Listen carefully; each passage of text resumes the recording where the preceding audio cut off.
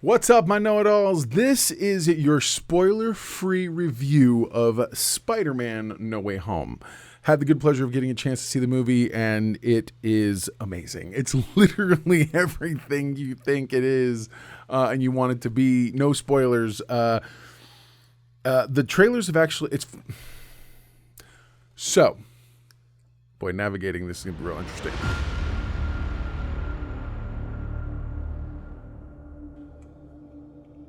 Everything we've seen so far in the trailers takes place in the first 30 minutes of the movie. This is a 2 hour and 28 minute long movie. And everything we've seen that we're like, gosh, I hope it's not all of it. I hope this isn't everything. Oh my goodness, I don't know what I'm going to do. It's all from the first, we'll call it 40 minutes. There was so much more.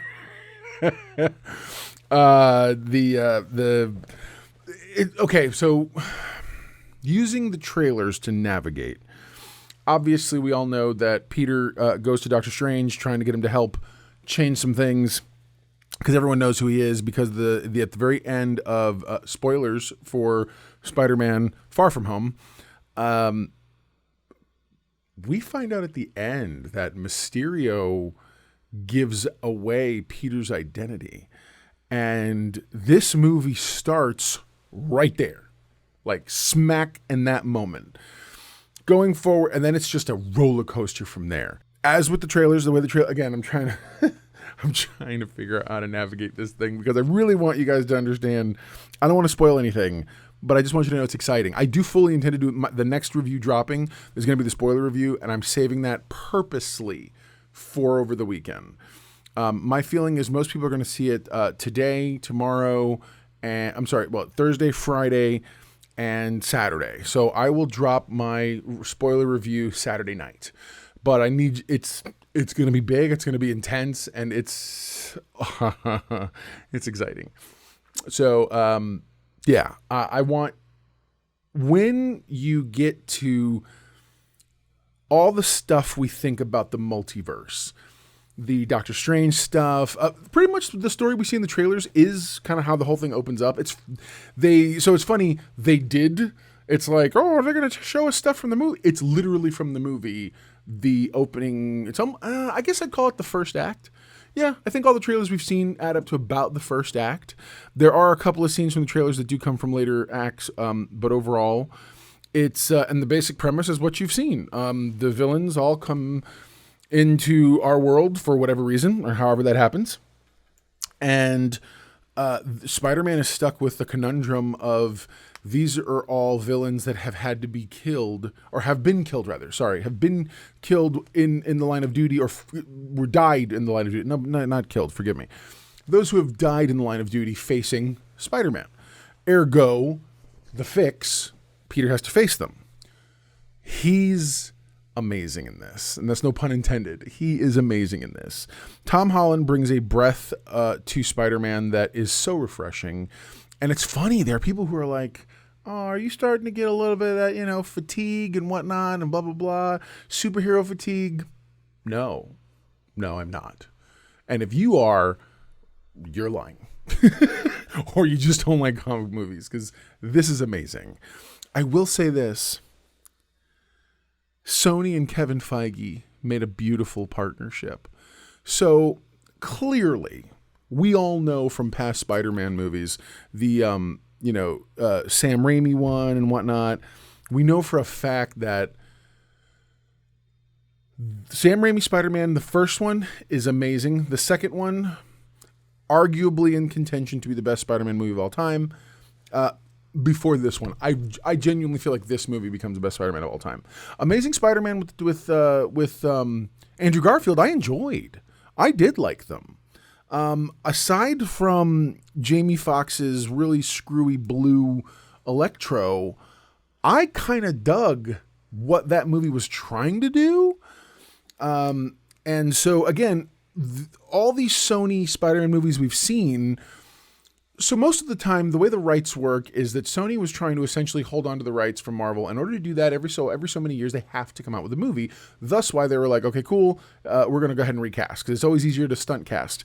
What lesson is that, boys and girls who've been in comics forever? Oh, that's right, rebooting a comic title. Yeah, man, comic book fans have been doing that forever. Like, literally, if you want to get sales up for something, start an event, reboot the series, restart the numbering, and give it a number 1. And so that's kind of what they've done in the past. So what Kevin Feige has done, what everybody at Marvel has done, because if you look at the Marvel Cinematic Universe currently, we're getting a glut of multiverse stuff. And I feel like at some point I need to just do a kind of a comic book talk or some sort of a pop culture talk about what's going on in the industry. But anyway, so what they have done is they've introduced the multiverse in a big bad way. And so what this does is, I almost feel like either Kevin Feige or someone, because I'm sorry, until Sony tied their wagon, hitched their wagon to Marvel's, the MCU, I mean, it has not been a cut and dry, super simple, like, setup for them. They've had to fight tooth and nail for everything. What this movie does... Okay. I don't think I'm spoiling anything. This movie sews those other movies into the threading. I'm sorry, it threads them together, stitches them, if you will, into the tapestry that is the Marvel Cinematic Universe. Even if tangentially, meaning just adjacent. And it says those movies existed as part of the multiverse. It's beautifully done. It single-handedly, in my opinion, redeems Sony and absolves them of any problems or troubles they've had in the past, because what you're saying clearly is, well, this is all the multiverse. Now, I'll give you a better example.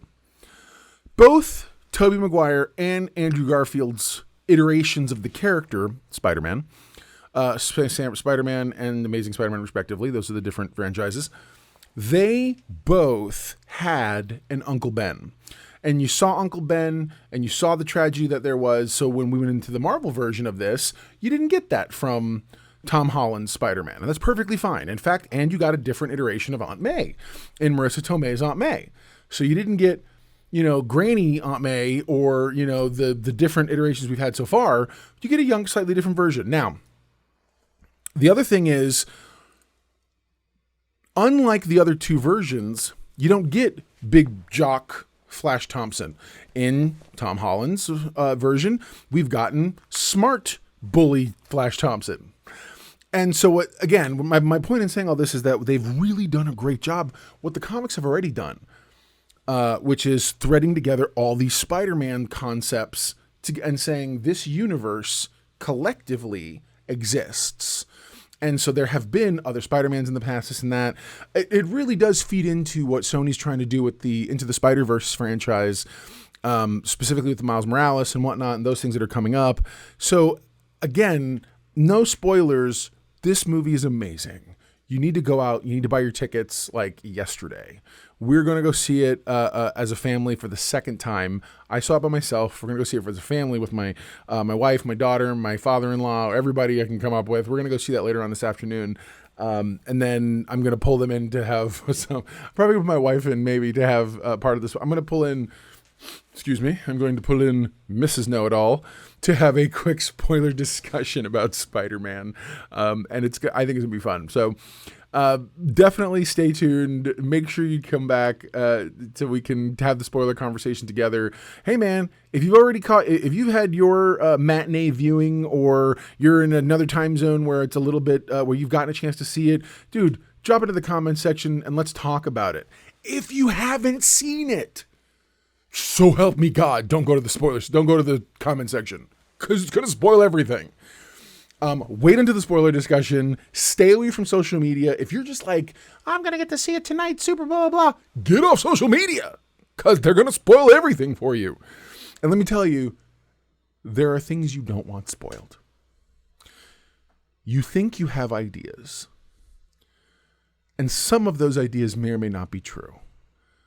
But I'm telling you, what you don't know is going to blow your mind. And I'm telling you, what's funny is I feel like this has stronger ramifications for the MCU than anything else we've seen. See, everyone's tried to kind of call this a Spider-Man Endgame. I get the scale they're trying to go for, like it's so big. But the truth is that it's not Spider-Man Endgame. Endgame was the fulfillment of the finish of something. Spider-Man No Way Home is the embracing of the past and the kicking open the door to the future. I will say this. I don't know why Tom Holland was implying that this is the end of something. It is the end of the home whatever Spider-Man trilogy. But it brings a whole new set of things to the table, and suddenly I remember I left the theater thinking to myself, what are they gonna do next? There's something next. It's amazing. I can't wait. So it's good stuff. Go see the movie. Don't spoil it for people. Come back on over the weekend for the spoiler discussion. It's gonna be great. We're gonna have a good time. Love to hear what you have to say. Visit us on social media as well. Mr. A Real Know It All on Twitter, and then also take it. Watch the movie. Go see it. It's holding strong at 98% on Rotten Tomatoes, and I see why. I absolutely see why.